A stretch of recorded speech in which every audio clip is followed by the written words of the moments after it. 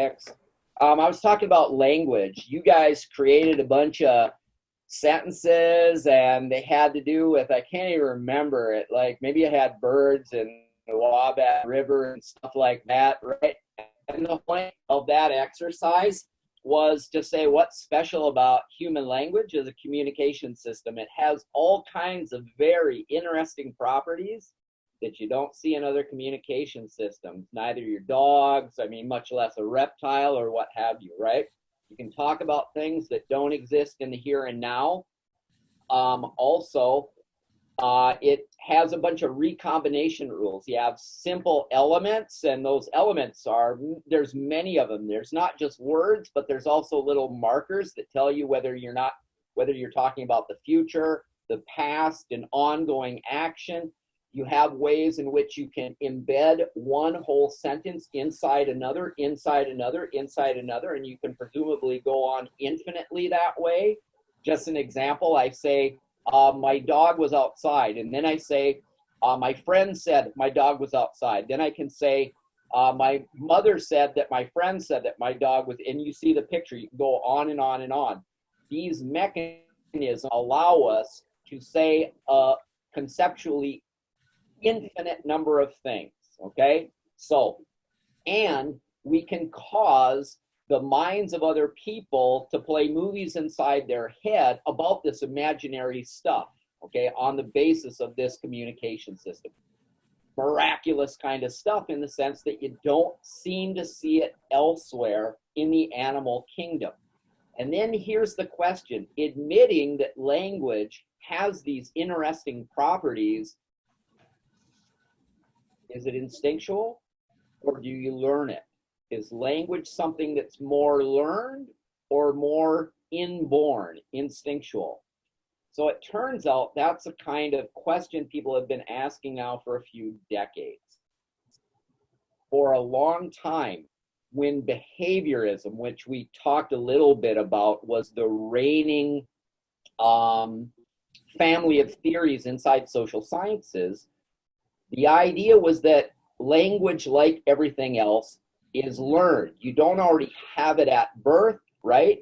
And people thought about it this way. They thought kind of like, look, it's like learning where you do this. A child wants coffee, tasted coffee and decided that's the thing that gets them up in the morning and going, okay? But has to use the word. Can't just say blah, blah, blah, right? Got to learn to say coffee. And then what happens? Trial and error. You model the word. You say, coffee? Do you like coffee? And the child tries the first time and goes, blah, blah. And you're like, yeah, that ain't it. And then finally says coffee. And you go, here's your coffee. You rewarded the child, right? The child produced an action. You rewarded it. You reinforce that behavior. Boom, the child stores that piece of language inside the brain, and you just build up a vocabulary on the basis of that and all the other elements of language. Okay, now, there no doubt is an element of that kind of learning in language, and in particular for things like nouns, coffee, maybe certain kinds of really concrete verbs like run and so on. But then people ask kind of interesting questions about, well, what about little grammar type of words where, I'm looking for my example here. Genie, if you watch the documentary, when you watch it, you're going to find out that Genie, because of social deprivation, never reached a point where she learned to use language the way you guys all know how to use language without even having to think about it. Okay, we'll just restrict ourselves to English since that's the one we all know here together. And this Genie might say something like, talking to a person that's helping her learn, Curtis, Susan Curtis, she says, I want Curtis play piano. You guys all understand what Jeannie said. I want Curtis play piano, but you wouldn't say it that way. You'd say, I want, and if you said it like Jeannie, you'd say, I want Curtis to play the piano. Okay, what's that little to? It's it's it's what they call the infinitive to. It makes your verb, to play rather than just play.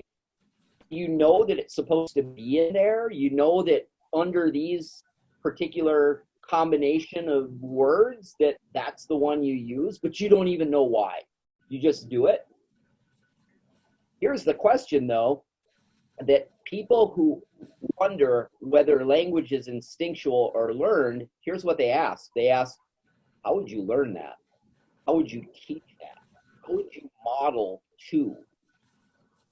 Maybe play you could do, right? You could show actions and so on. Piano you could do, right? You could go piano, right? Just like with the coffee.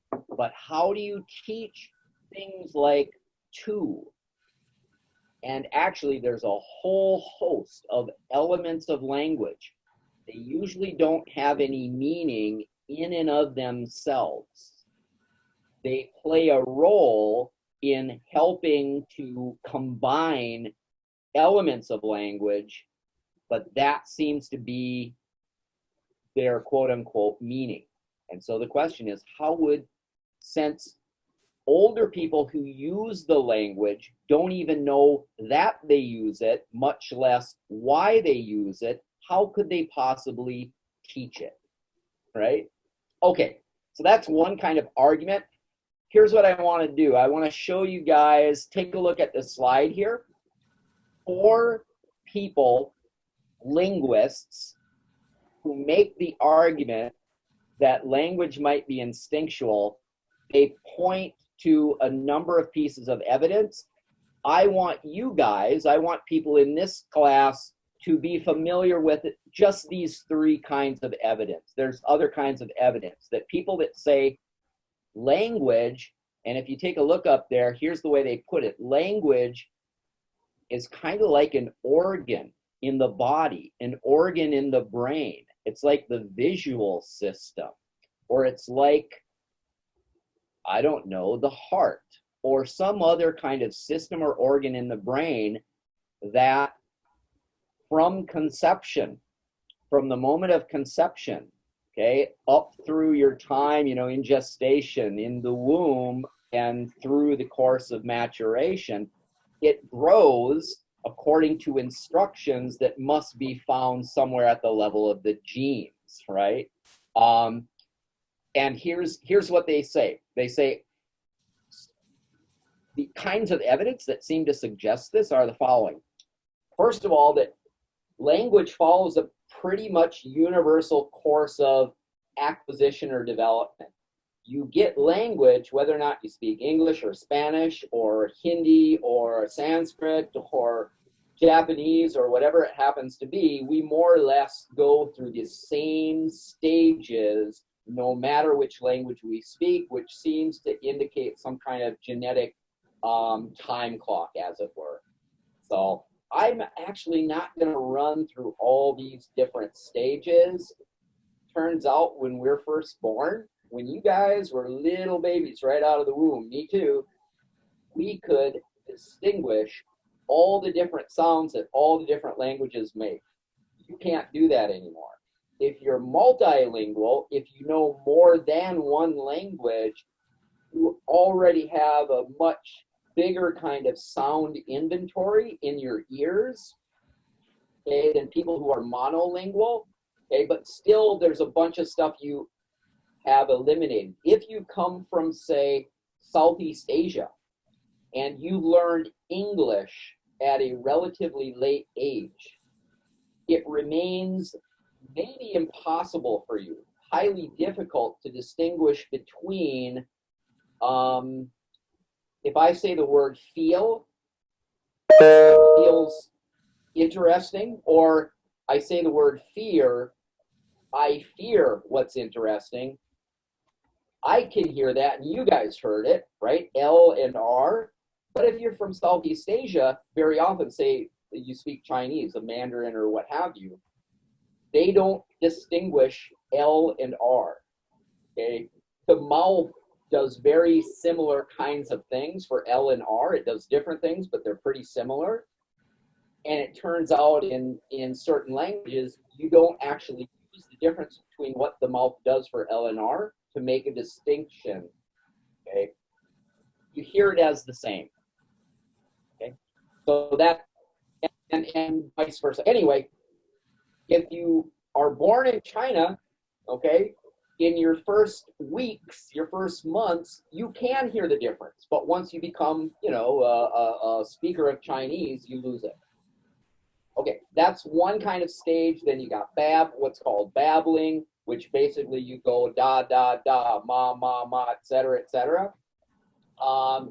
Then one word stage of language, you just say single things like coffee, okay? Good, bad, ma, etc. Two-word stage. And the thing about these stages is you cannot force your child, okay, to sort of expand on the two words that they seem capable of at a given time. So let's say they say things like milk good. And you know what they meant. They meant the milk is good, right? And you're thinking, oh, if you can say milk, good, coffee, warm, et cetera, since you know like hundreds and hundreds of vocabulary items, why not just string them together, in a longer fashion? And they just don't. It's as though the brain is on its own timeline that's been programmed in it, okay? And so what the environment and the instructors in the environment, the would-be instructors in the environment do seems not to make that big of a difference. Okay. Here's the second example. I bet you guys have seen this before. If you've ever tried to correct a young speaker's, a little kid's, grammar or something, they say something like, yeah, so I go to my friend's place, right? For I went to my friend's place. I goed. If you think about it, that's pretty logical use of the past tense suffix ed, right? Because you say I cooked, right? I cooked now, I cooked, yesterday I cooked. So you just extend that, but it's wrong, okay? Because English has these irregular forms. Anyway, you may have run into this. I bet you guys have, where somebody corrects a little child's way of speech and the child doesn't even hear it, right? They like kind of look at you. You said, "Oh, did you mean you went to the store?" And the child looks at you like, "Yeah, I think that's what I just said. I go to the store," right? So they're actually not listening to you. It's though they're impermeable to your instruction. So even the adults who want to instruct the child and shape their language seem to have little or no effect, except when it comes to things like politeness, okay? Not the sort of machinery of the language, but what you use the machinery for, whether to say nice things or naughty things or that kind of thing. Here is the last, and to my mind, most interesting case. This really, for me, by the way, let me stop and just say, so I'm putting forth a position about language held by some people. Not everyone holds that view. Some people say there is sufficient resources in the environment for children to learn all the stuff that these people say you don't learn, but you simply grow, okay? Like your eyes growing, the capacity to see at a distance and to, focus and so forth, okay? You don't learn how to do that. Your eyes don't really learn, okay, by figuring it out, following examples and trial and error and so on. And they're saying language is similar. It kind of just matures. But other people say no. You can actually learn language and children learn language. So there's a debate, an ongoing debate.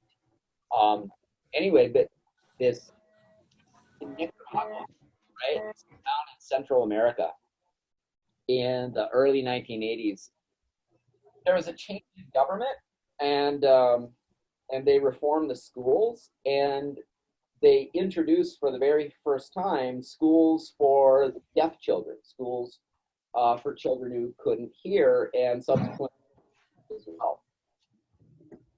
Okay, and here's the story as quickly as I can tell it. The story is the following. So first what they did is they tried to they didn't have sign language. The instructors in the school did not speak Spanish sign language, American sign, no sign language. Okay?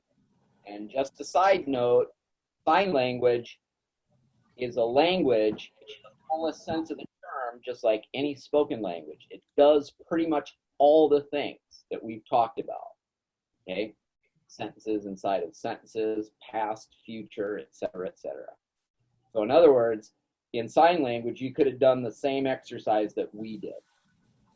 Okay, so these children, they're not being taught sign language because nobody knows sign language. They're being taught to read lips, to try to force themselves to produce speech, and the kids hate it. And we're talking like it runs from like 5 years old to, adolescence and so on. So pretty young. They hate these exercises. They go outside, and what they do outside is they kind of piece together their own signing system from what they actually know at home. Turns out children who are deaf, if they're not learning sign language, or even before they start learning sign language, they begin to develop their own simple signs with speaking, vocalizing parents and other people in their families. Anyway, the kids put together this, little things like throw the ball. You could imagine somebody does a sign for a ball, and it kind of like you move your hand in a spherical shape, means ball, and then you go like that. You pantomime, right? You do charades. So here's the story.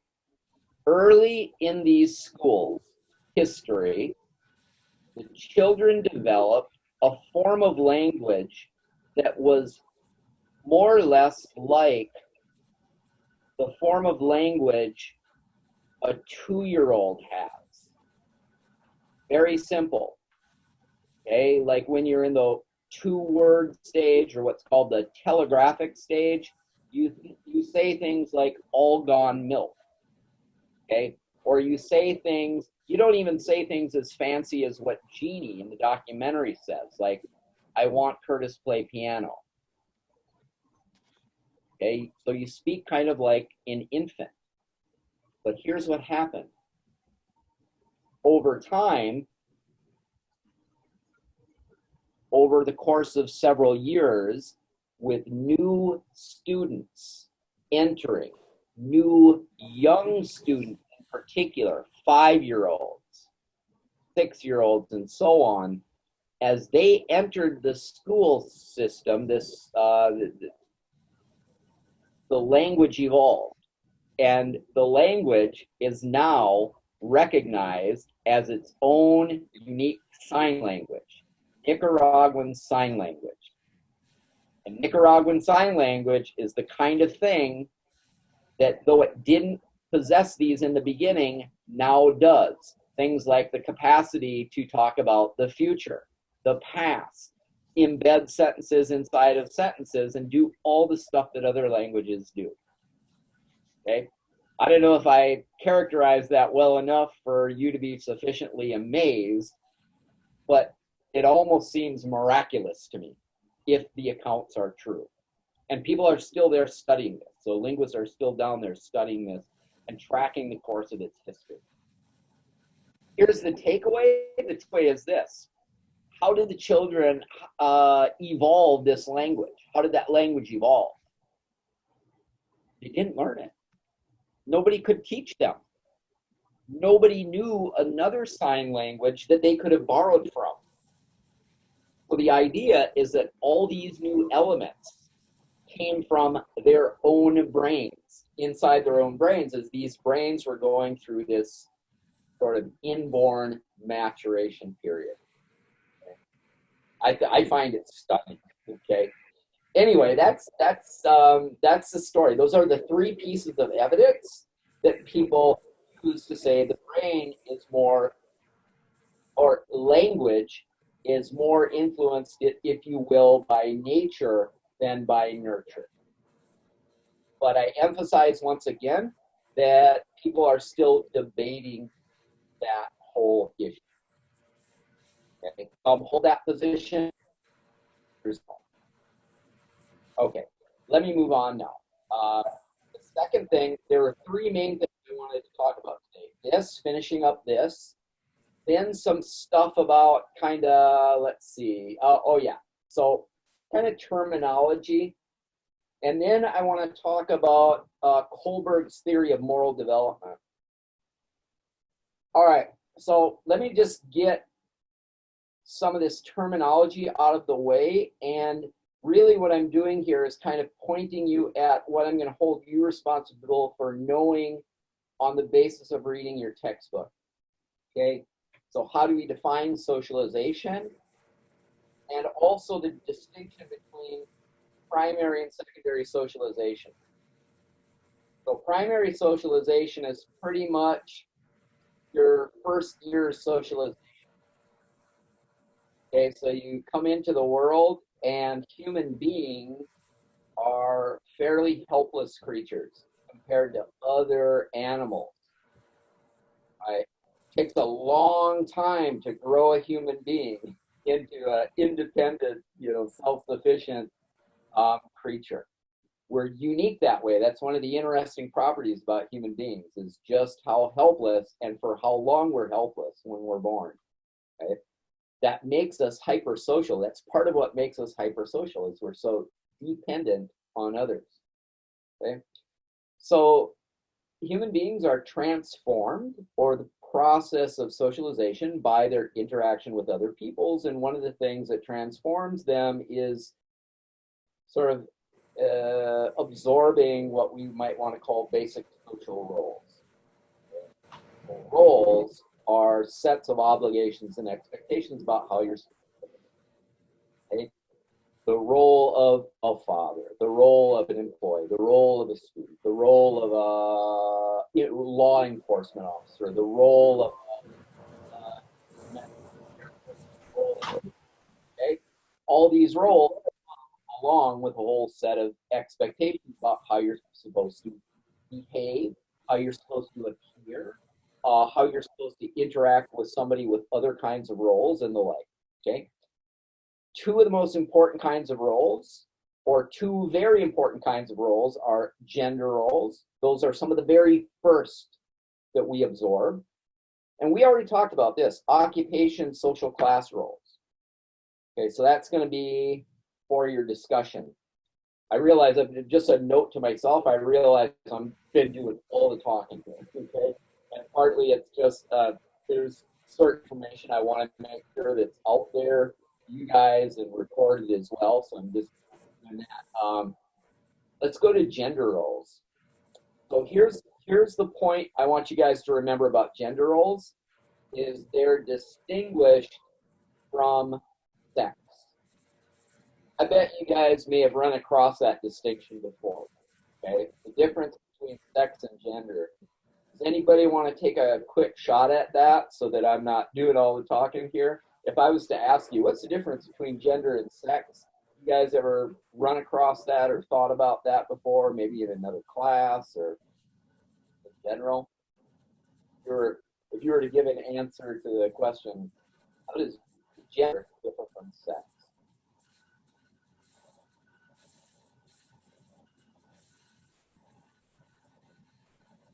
No takers?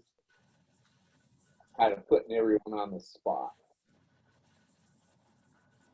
Because there are these two words, right? So how do they relate to one another? How do they differ?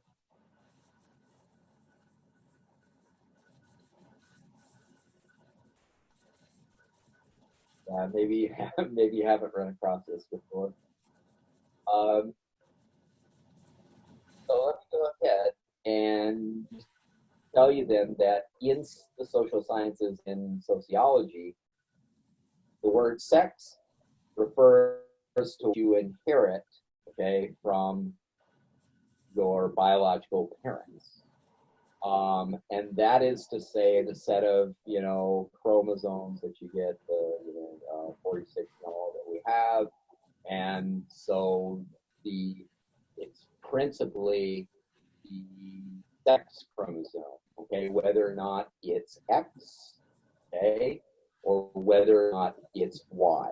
Okay, so the Y is that real short one, right? So you get X or Y, so you'll get the Y, right, from the father if you're a male, okay, and X from both mother and father if you're female. So the sex is basically biological, sort of your biological profile. And the kinds of features that you get as a result of being either XX female or XY male. Okay? And that includes reproductive organs first and foremost. Okay, so whether or not, you can conceive, become pregnant, and, carry to term another human being or not. And then what's called secondary sexual characteristics. So things like how fat is deposed on the body, like general hairiness tends to be, skeletal structure, like, for instance, larger jaws, thicker, larger,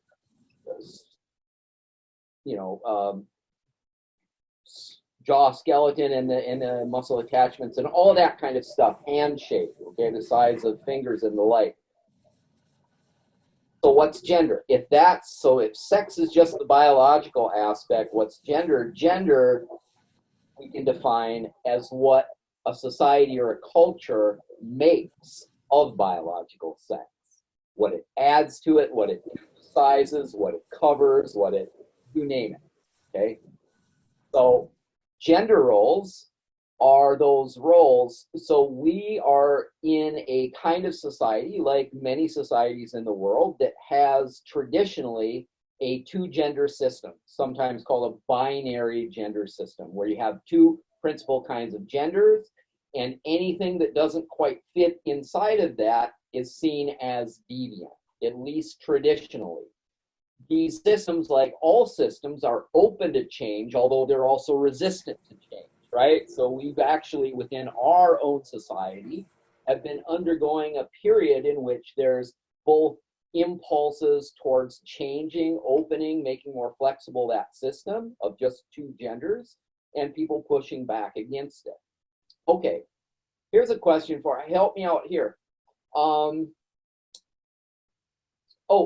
And here's the other thing I wanted to say, that so sex, even though the vast majority of human organisms, human individuals are either XX or XY, because of so-called errors in replication, in which you may have an extra X, an extra Y, or some other kind of intervention or event. There might be certain individuals who don't fall fully within that biological profile.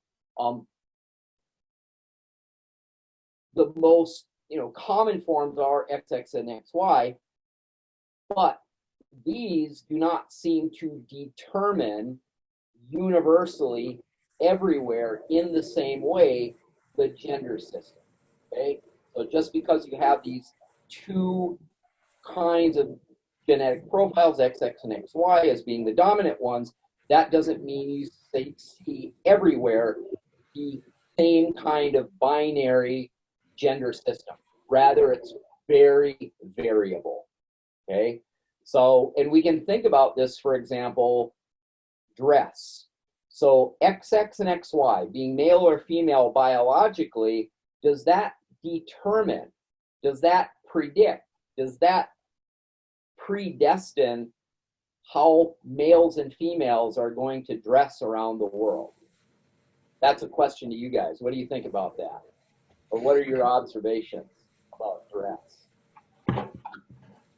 I think that's just set by society. Like, I mean, anybody can dress however they like, but if a male dresses like a girl, like they're gonna think bad of him, even though he's not gay. They're gonna say like he's gay.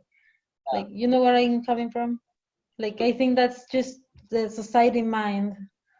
Okay, yeah, and there are, we do recognize in our society, here's what I want to point out on the basis of what you said. We do recognize still in our society that there are quote unquote male ways of dressing and quote unquote female ways of dressing. Otherwise, when people sort of deviate from those traditional patterns, we wouldn't even recognize them as deviating, right? So there must be some kind of standard of male dress and female dress that we all are kind of raised in, okay, through this process of socialization. We come to recognize, okay, we could actually probably do it right now, looking at, right, we could say what kind of color themes are more female in dress than male, right? And we can see it right before our eyes. We kind of are falling into that pattern right here. Here's my question, though. My question, though, is, are you going to see that everywhere around the world? So is pink everywhere around the world a female, okay, dress motif, okay, and I don't know, some darker colors like we see here? Is that everywhere around the world a male dress motif? I don't think so. I'm going to say the same thing. I'm going to say, actually, I'm going to actually put qualifications around that and say, there actually, I wouldn't be surprised if there was a person who did cross-cultural research who found out there actually is more of a pattern than we recognize. However, it's really variable. So what about dresses, right? Long flowing garbs. I walk outside with a long flowing garb, or a skirt. All right, I put on my skirt and I start walking around. And people would notice, right? They'd go, that guy decided to wear a skirt. Well, that's right. And I've seen, there are people, individuals who decide to allow or defy the conventions of male-female dress, and they do so, right? And that's, like you say, I mean, your attitude seems to be, well, good for you. That's your choice, right? I think also depends on the culture. Like, there are cultures where men are like wearing skirts or dresses, like Scottish men, they wear skirts, or Arab men, they wear like dresses. Like, it depends of your culture too. So the example you raised is a great one, right? So I wear a skirt outside. People are like I dress like, usually females dress, but right, you're Scottish. That is how a manly man dresses, right? That is a real masculine man with all the like characteristics that a man is supposed to embody, toughness, whatever, all that kind of stuff, right? So clearly, there was nothing in the genes that said dress versus pants, right? That's my point, okay? So to what extent does biology actually instruct us how to dress, how males should dress and females should dress? Okay, and look, I'm going to stop there with an example, but you could ask similar questions about things like what kind of toys males or females play with, who they choose as playmates. Could it be somebody of the same sex on the playground or not? Okay, should they be playing dolls or trucks and so on? Domestic labor. Okay, do your genes instruct you to do baking rather than, I don't know, fixing the fence outside?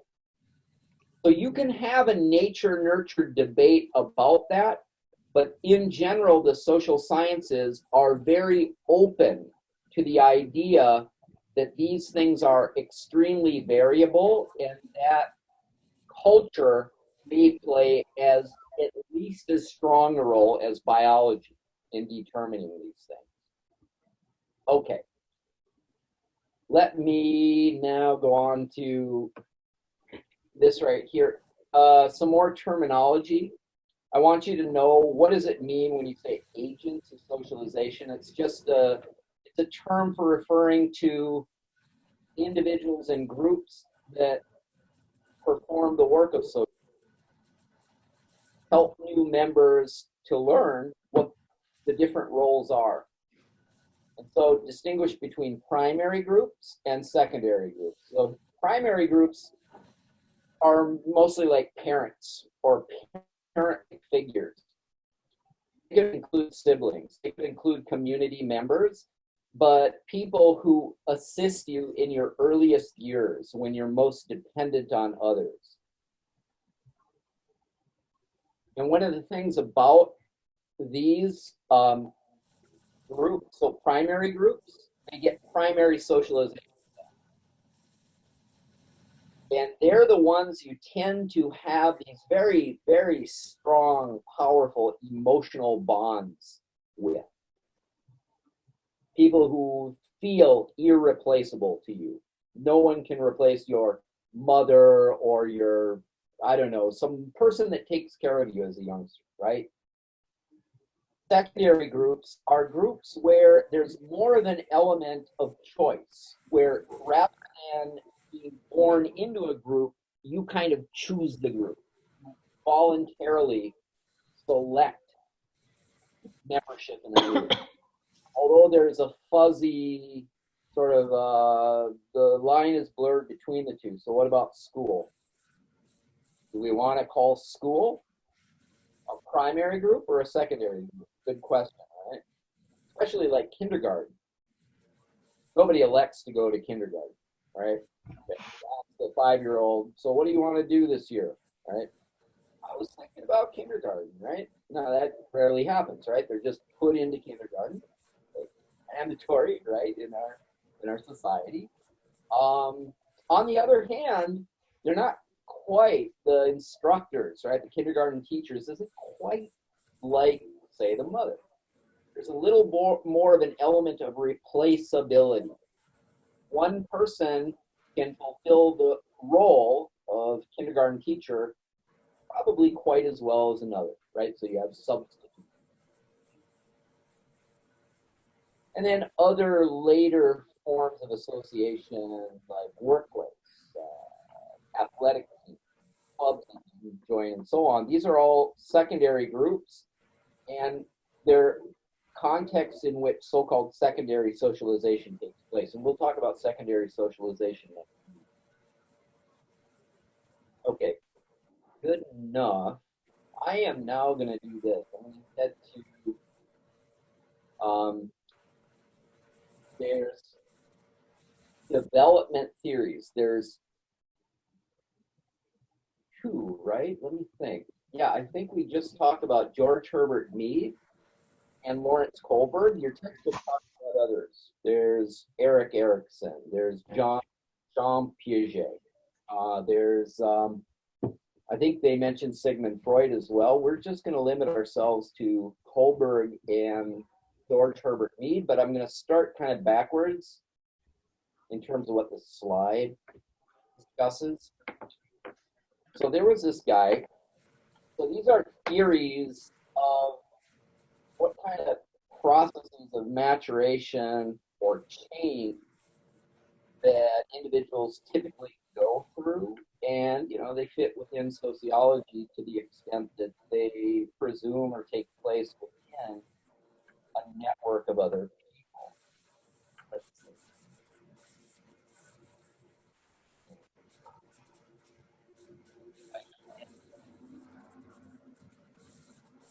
Start the current slide. Good enough. I don't need to. I'll just let the whole thing sit there. So very quickly, I'm just going to point out that what I have here has a little more detail than what your textbook has. So your textbook has 3 of Lawrence Kohlberg's theory of moral reasoning development. Your book mentions these 3 stages: pre-conventional, conventional, and post-conventional. And I added the subset, the sub-theories, or sub-stages, I'm sorry, that he includes as well. Okay, so just be aware of that. Let me give you the background. Who is this guy and what did he do? So Kohlberg He was up in Chicago. I can't remember if he coming out of psychology, but he also had a background in philosophy. Anyway, he was interested in how is it that human beings make decisions about what is right and what is wrong, what's the good thing to do and what's not the good thing to do. And does this change over time? Okay, does this develop, and if so, how?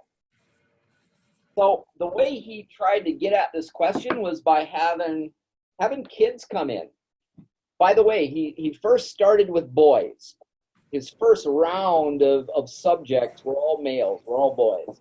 And they varied in age. So some of them very young, maybe like 4-year-olds, 5-year-olds, and up through adolescence, maybe early adulthood. Okay? So you're one of these little guys, and you come into the office or the lab or what have you. And what Kohlberg does is he reads to you a story that's a moral dilemma. Moral dilemma is defined as a story where figuring out what the right thing and the wrong thing to do is pretty tough.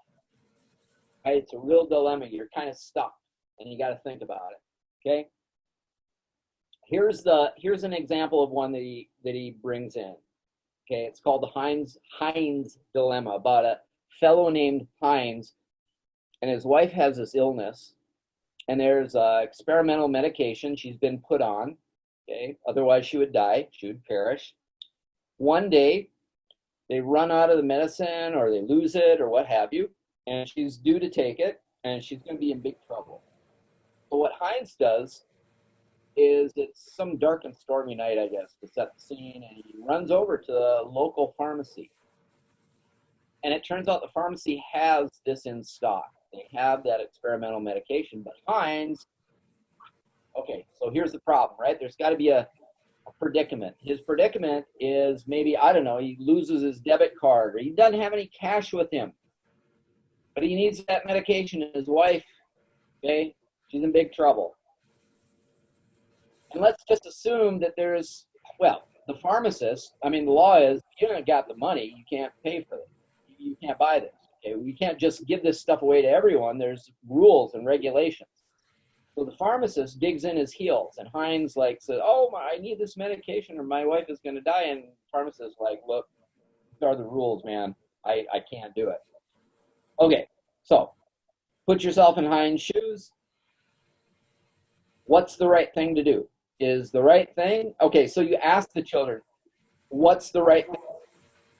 Right? And maybe they're going to say something like, "Oh, Heinz ought to jump across the counter and wring that guy's neck and grab the medication." Right? Or they may say something like, maybe they're going to decide that, okay, best thing to do is you got to obey the rules. You can't just take it. That's theft. And you just got to, take your lumps. Okay.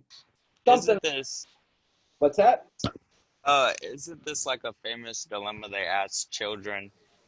I've heard of this one, to see where they stand as having a child's mind. If you were to ask a child this, they would tell you no, simply because they would get in trouble, but they wouldn't explain to you what the trouble would be, as if you would ask an adult, and an adult would tell you oh, you can get in trouble, as in you can go to jail. The same as if you ask a child, why wouldn't you hit somebody on the playground? The child's going to tell you oh, I'll get in trouble. That's it. I think we're talking about the same one. Yeah. And he kind of did it to see where you say a child's mind is when you're not a child anymore, and you have an adult mind. Yes. And what that brings me in mind, and keep that in mind when we talk about George Herbert Mead. So you seem to be emphasizing probably something, an element of Kohlberg that was influenced, I'm guessing, by Jean Piaget, where you're are you able to put yourself in another person's shoes? Yes. Okay. Absolutely. That's in there somewhere. And the reason I said keep that in mind when we talk about George Herbert Mead, because that George Herbert Mead guy was all about that. And he was actually talking about that almost a century before anybody else was. It's really kind of, I mean, he was a real innovator in that way. But yeah, you're right. Now Kohlberg, here's what he does. Okay, that idea of that capacity or lack of it to adopt the perspective of another person. Okay, that's in here. But what I'm going to emphasize right now is just so his method is he asks the kids, what's the right thing and the wrong thing to do? Tell me what the right thing to do is. Okay, and the child's got to come up with an answer. Okay, the right thing to do is A, B, or C. Okay, grab the medication. So just put up with it, walk away or whatever.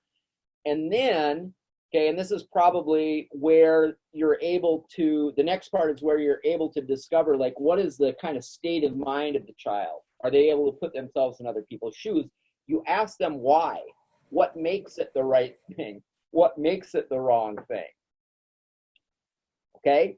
And on the basis of how they answer, that is where Kohlberg will place individuals somewhere along these stages. Okay? Here's the important thing to know about Kohlberg. Kohlberg ranks different kinds of moral reasoning. So in other words, there's more moral reasoning and there's less moral reasoning. In other words, there's a kind of ranking or hierarchy of inferiority and superiority in kinds of moral reasoning. Okay? If you're critical of theories, if you like to look at theories and ask whether or not, you agree with their presuppositions, that's something you could draw a question mark over and say, is it right to make that assumption? Okay? You might ask, ooh, I bet that's ethnocentric. Okay? And in certain other cultures, you may actually rank things slightly differently. Or you might have a good old argument, okay, with another person. Say, I think that moral reasoning is universal. There's one kind of moral reasoning. If there wasn't, then it would be anything goes, right? And you would have moral relativism, and that would lead you in just like sheer chaos. Anyway, so that's a kind of set of discussions we can leave off to one side, although it's fascinating to join into. So let me run through these. Here's what he says. On the basis of the answers that the males gave him, first round, he said, there are the following stages of moral reasoning. Okay? So imagine this. Imagine that you have like a little 4-year-old or 5-year-old and you just baked some real good peanut butter cookies. They're like, ooh, they're smelling so good. They're irresistible. But you say, you got to wait till supper. Then the child, while he thinks you're not looking, he takes one. Ooh, and you slap his hand. I don't know. Or you just, you punish him. So the deal is, if you're in number one, if you're in this what's called, and I hate these names, I should have come up with my own easier names. In the pre-conventional number one stage, what you say, you ask the child, was it bad to take the cookies? And the child say, yes, it was bad to take the cookies. And you ask the child why it was bad, and the child says, because my hand hurts. Right? So pre-conventional, what decides whether something is good or bad is whether it affects you negatively or not. And largely that means whether or not it makes you feel physical distress or pain, okay? Maybe even emotional pain. So in other words, it's selfish, it's all about yourself, okay? So in other words, in pre-conventional stage, your moral reasoning is largely based on the effects on yourself. The second stage is you add a little sort of finesse or sophistication, and what you do is there's a kind of way in which you also take into account the existence of other people, but only in order to manipulate them in order to get what you want. So you ask that this time the child reaches for the cookie, sees you looking, sees you seeing him, and then says, "May I please have a cookie?" And you say, "All right, since you were polite and I want to encourage politeness, you can have the cookie." You ask the child, "Was it good to ask for the cookie, permission?" And the child says, "Yes, it was."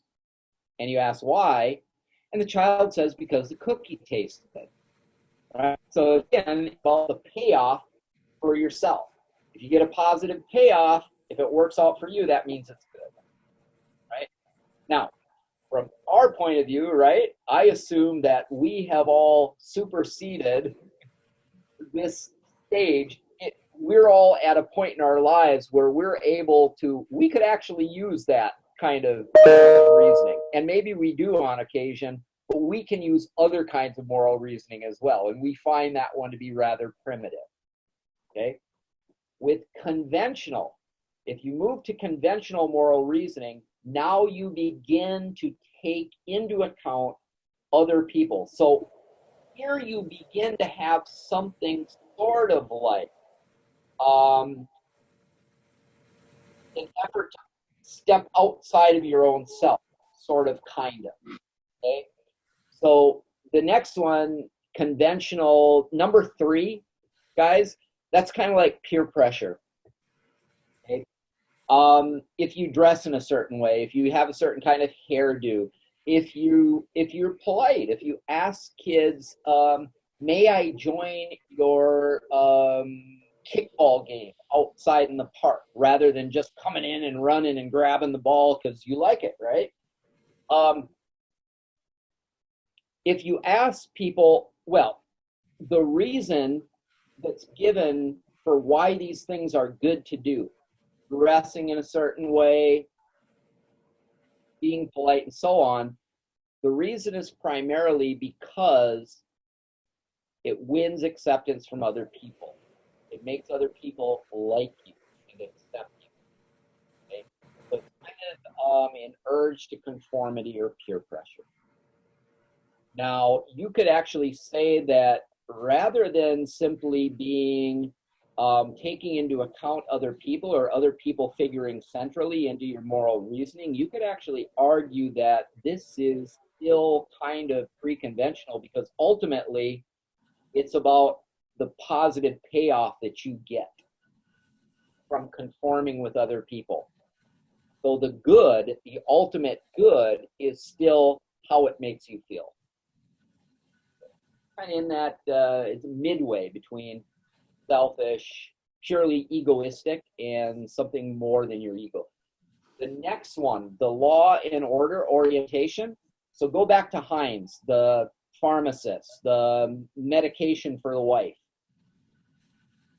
Here's how a child, if he's in number 4, this stage, he could answer this way. He could say, "I think the right thing to do is for Heinz to take it on the chin." Okay? He should not steal. He should turn away, obey the law, comply with the wishes of the pharmacist. Okay? And, it hurts, but that's the right thing to do. And then you ask him, "Well, what makes that right?" And he says, "Well, because you should obey the law. The reason you should obey the laws of the land is because those laws work to establish an order in society, orderly behavior. People fall in line and they know what to expect from other people." Okay? If you don't have laws, or if you make too many exceptions to them, things fall apart. It becomes the jungle. It becomes unpredictable. Society falls. So you could say, definitely in that stage, the child is now thinking outside of his own payoff, what's good for him. Because if he puts himself in Heinz's shoes, this is going to be tough. The larger good is society as a whole, not his own good, right? Okay. So, and I would say that's where you begin really putting yourself, stepping outside of yourself, as it were, okay? Now, post-conventional, look, I bet all of us are thinking, yeah, I don't like that answer. I understand the law and order orientation, but I'm not sure I'm right about this, but I'm guessing everyone's like, no, I think Heinz should get that medication. Why? And you probably say something like, well, because it saved his wife's life. And if the possibility exists because the medication is there to save his wife's life so she can continue to breathe, live another day, and, fulfill her, I don't know, self in the world, then she deserves that chance. Why does she deserve that chance? Because she's a human being and her life has value, right? And lives have value no matter what the laws of the land happen to be. If those laws get in the way, okay, of that person being able to continue to live and fulfill their sense of purpose in the world, well, then that's a bad law. Okay? So that's the reasoning there. I'm not going to kind of quibble about the distinction between 5 and 6. I'm not sure I can follow this. I'd have to go back and read up on that. For our purposes, post-conventional is kind of like a universal rights position. Okay? And Kohlberg declares it to be the most superior form of moral reasoning. Okay? And from that position, we can actually stand in judgment of laws. Because I bet it wouldn't take very long for all of you to think of laws in the history of this country and in other places which have been really immoral laws, like bad laws. Right? The question is, what allows you to make that distinction? And Kohlberg would say it's this form of moral reasoning, where you have a belief in the natural rights of human beings no matter what society they live in and what the laws of those societies happen. Okay, now, so that's the set of, those are the stages. Now, to set up the discussion that you guys can contribute to online, there was a colleague of Kohlberg's, and look, so that in the first, in the first round of research, he was using just males, and then he realized, oh, we got to bring in other, females as well. We got to widen, the net of subjects, and so they started bringing in female subjects as well. And here's what they found. They found that on average scores, and this is, correcting or adjusting for age, so everyone at 5, everyone at 11, everyone at 15, okay, accounting for age differences, there ended up being a difference in the average scores of males and females, and males were scoring higher on average than females were of the same age on this moral reasoning, right? So the results seem to indicate that males are just a little bit more moral than females are. Okay? So those were the results. Those were the results. So based on asking questions to males and females about kinds, other kinds of predicaments, what is your answer? What's the right thing to do? And then tell me why. According to this scale that we just went over, males were, let's say the average of, I don't know, a 15-year-old was like 4.2. Who knows? Could be that females were averaging like 3.9, something like that, right? And that's what's happening over and over. So that would have led you to the perhaps surprising, I don't know, or maybe not surprising, depending on what your set of prejudices or presuppositions were ahead of time, conclusion that males had something going for them in the moral reasoning part of the brain, right? Okay. Now, so Carol Gilligan was a student slash colleague of his who was in on these experiments. And here's her take. Here's how she responded to that. She actually did not disagree or quibble or quarrel about results. She said the results were what the results were, and they did reflect. She said they did reflect a real difference on average between males and females. By the way, there can be a lot of overlap, right? So you can get within the population of females taking this test, you'll have some that score higher than many males. Okay? So nevertheless, on average. So the averages remain, persist over time. So she said there is this kind of difference in the population between males and females. Here's what she said. She said it is wrong to interpret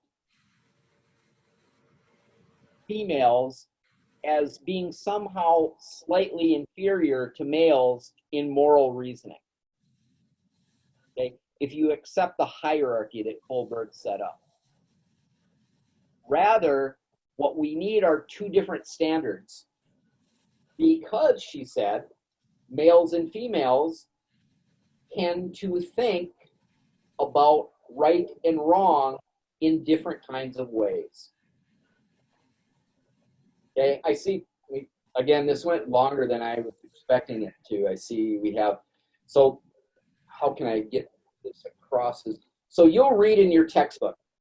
It basically says, Carol Gilligan proposes there's two styles of moral reasoning, and she calls the male style justice and the female style care and responsibility. And to just give it kind of a caricatured description, he's kind of saying this, that males say it's either right or it's wrong.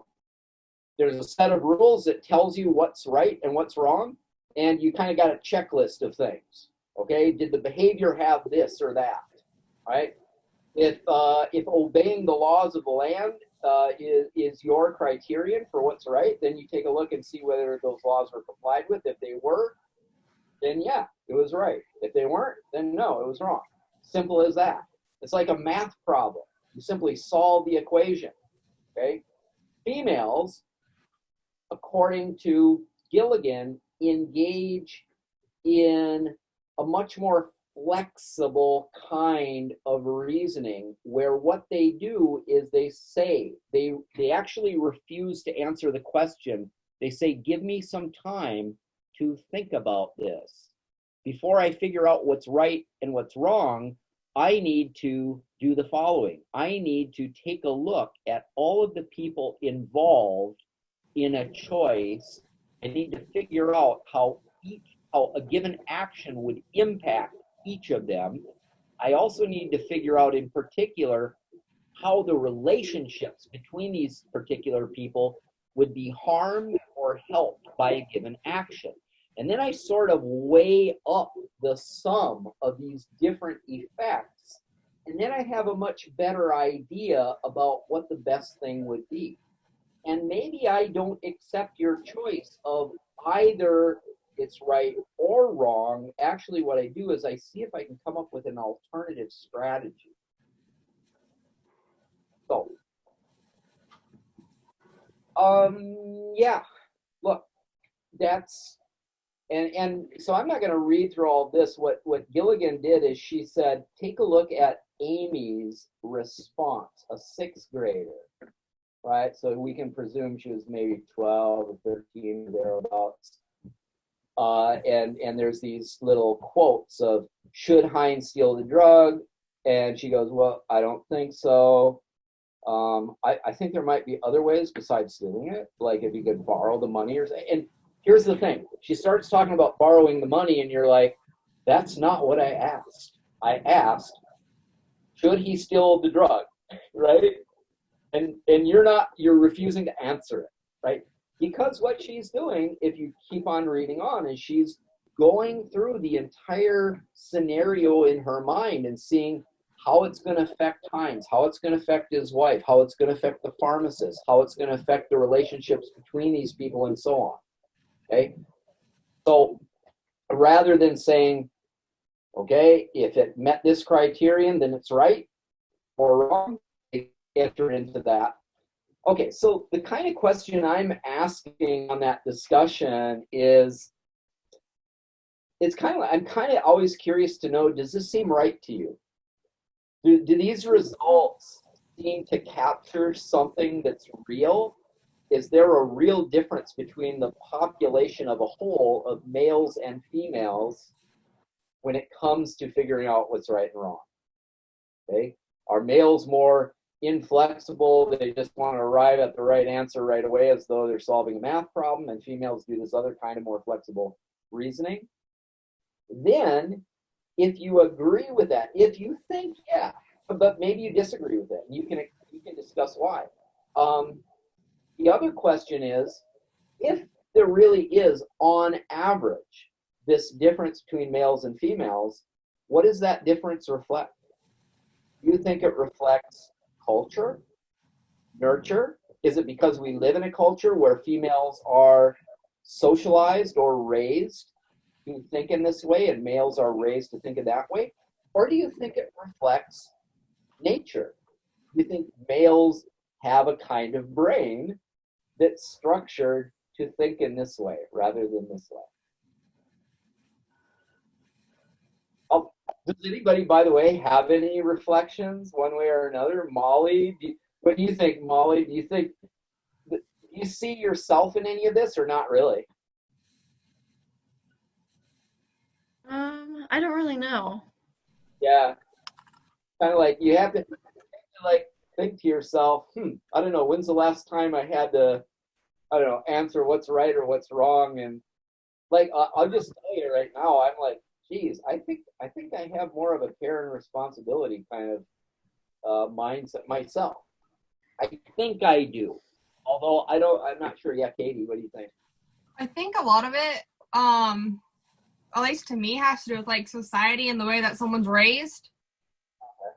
Because, like if a male is raised and, they get told their entire life, you go to work, follow the law, serve your family, then that male might be different than another male who was raised, and was maybe given like, a baby doll to take care of, or had, stuffed animals, and I don't know, more of like a feminine, like, upbringing, I guess you would say. Like, more traditionally with, like baby dolls and things like that. Their outlook on life and on issues might be different. Yeah, maybe you have somebody in a household where it's like, look, you're a male, you're going to grow up to be a man. You got to make decisions. You got to make them quick because that's what men do, right? So you have to have a set of rules for making decisions. So you can't waste all the time thinking about, oh, how does this, affect them? You may have another household where, like you said, you're encouraged to like look at things from everybody's point of view and take into account. There isn't that pressure to like, you gotta be a quick decision maker.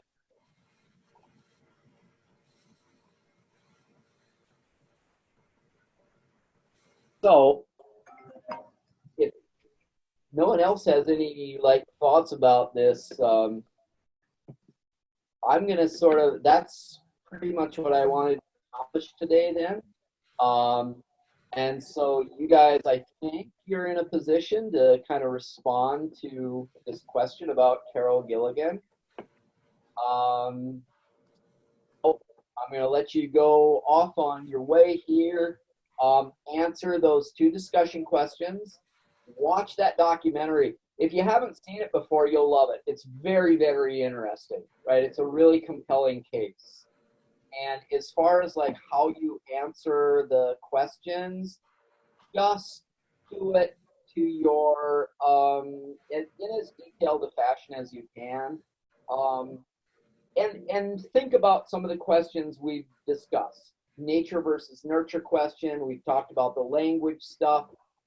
Okay, if you can think of a way to relate it more closely to what we've discussed in class, that's great. But I mostly just want to make sure that you've seen it and absorbed it, because I think it's a classic case, okay, a really rich case. All right, guys. Thanks for your attention today. I'll look forward to seeing you next week. Okay, so you guys have a good rest of your week and weekend. All right. Have a good weekend. Yep. Thank you. You too.